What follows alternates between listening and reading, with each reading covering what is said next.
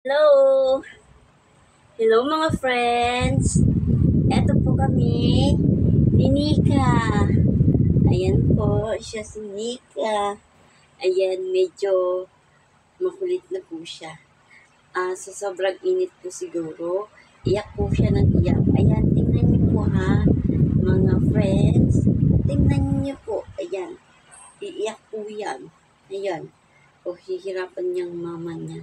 Ayan po ang anak ko. Ayan, umiiyak siya, diba? Ayan, papalapit siya. Ayan, nahiya siya. Nahiya siyang humarap sa video. Ayan, tingnan mo. Mapapanood niya to paglaki niya. Mapapanood niya to paglaki niya. Ayan. Iyak siya ng iyak, guys. Kasi sobrang init ng panahon ngayon. Month of April na po at malapit na ang birthday ng aking mother, ng kanyang Lola Vichaida. Great kami. Yan.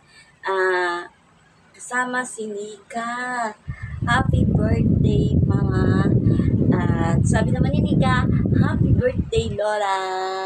Lola Vichaida. Ayan. Natahimik po siya. Tahimik po diyan pag binibidyo yan. Tahimik siya ngayon. Pero kanina umiyak po siya, di ba? Narinig niyo naman ang pag-iyak ng aking anak. Ayan. Iyak naman siya. Ayan. Ayan. Iyak siya. Dahil sa init. Yan. Hindi ko malaman kung ano ang gusto niya. Anong gustong posisyon ang gusto niya para siya ay makatulog. Hay nako guys. Ito na lang ito na lang talaga yung nagawa kong paraan. Ayan, Nika. Nika sa ngayon, maliit ka pa. Yan, magto 2 months pa lang po siya ngayong April 30. Ayan, Sunday po yun. Ayan, tingnan niyo po. Ayan, tingnan mo, Nika. Ha? Ang sakripisyo ng iyong mother to you. Ha? Ng iyong mama. Ng iyong mama, Floribet. Kung ano sakripisyo ko sa'yo. Ayan, mukhang maghapon naman kaming iiyak at iiyak ngayon. Pero kaninang umaga, hindi naman. In fairness, nakatulog naman siya. Nakatulog siya at nakapaglaba ako. Nakapaglaba ako. Yun. Doon siya nagising pagkatapos kong maglaba. At thank you sa iyo, anak. Doon ka lang gumising sa pagkatapos kong maglaba. Yan. Kay sister nga pala, hindi ko po kayo masyadong kilala kasi parang hindi ko pa po kayo nakita dyan sa first part nung dyan pa po ako dati. So, thank you po. At I know na malaking tulong po yung sinabi niyo pong Mozart classical music. Pero for babies po yung pinili ko for pain. Kasi baby pa po siya. So, pinapakinggan po niya. Nakakatulog po siya doon. Tsaka parang nagpipigil siya sa mga kamay niya. Yun. Ay, fairness, sana nang mangyari yun na paglaki ni Danica Flor ay maging matalino siya. Sana na anak. Ay, iyak na naman po.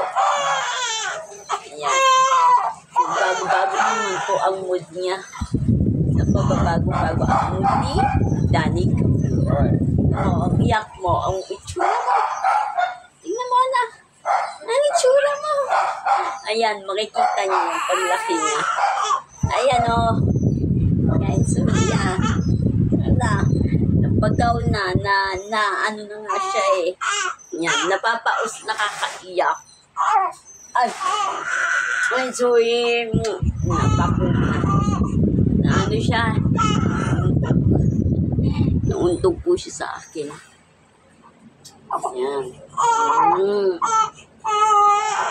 Ano po? Sige. Yan na po ang iyak-iyak niya. Yan, inaantok na po siya. Kailangan lang po siyang ganyan-ganyanin. Tapos, tatapik-tapik. Gusto lang po niya talaga ng duyan. Kaso, wala pa kami pantali ng duyan. Kaya, kumot pwede yun. Kasi, mas maganda yung kumot na ibuyan. Nakakatulog talaga siya. Tsaka, para siyang niyayapos pa rin. Ganito, yan. Yan ang gusto niya, duyan. Pero, tali na lang. Taling matibay. Kasi, tali na namin. Pag umawag is yung duyan namin. So, please see you on my next video. At makikita niya ito. Bye!